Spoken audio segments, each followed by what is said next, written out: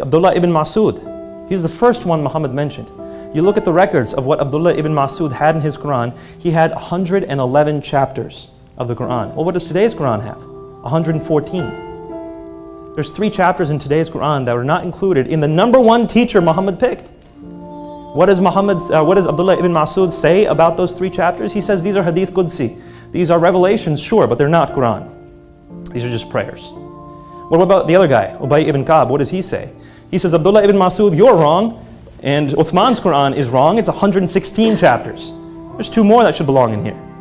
These are the most trusted men with the teaching of the Quran, and they disagree with today's version of the Quran. The historical record points to this. The early Islamic records point to this. There's a lot more, by the way.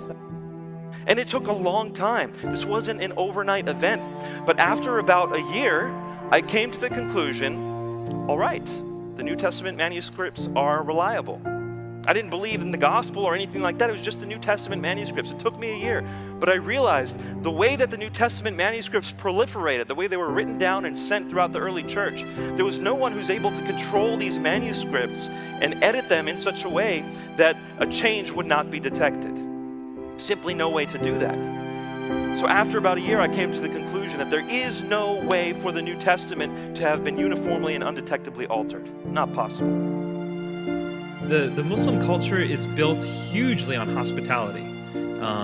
You get to know some Muslims and you will see that hospitality is major thing to them, as it should be to everyone. We are missing out on that here. I don't know why. Is it fear, do we think? We shouldn't be afraid of anything. 2 Timothy chapter 1 tells us that we've not been given a spirit of fear, but of power. But let alone of sharing the gospel. I mean, at most they're going to say they don't like us. Are we so worried about our feelings that we're willing to withhold salvation? So just start talking and just start sharing your life. And in the context of that, opportunities will come up for faith. And if you don't know the answer to every question, that's fine. Just wait and look it up and read together, work through these things together like David and I did. That's great.